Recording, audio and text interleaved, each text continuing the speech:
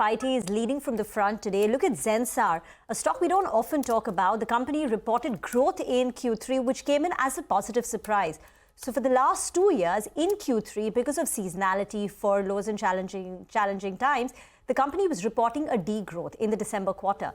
But this time they managed to report a growth, and that itself was a positive surprise. Also, the other internal about deal wins, the highest ever order book at $205 million, positively surprised the street, and the stock is on a tear.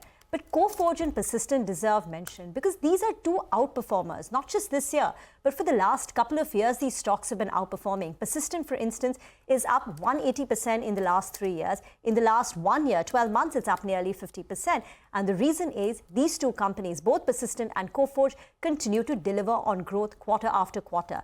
This quarter, while frontline large-cap IT stocks struggled to deliver growth, TCS was flat, Wipro was rewarded for a 0.1% kind of revenue growth. A Coforge had a growth of 8.4%, while a Persistent was up 4.6%.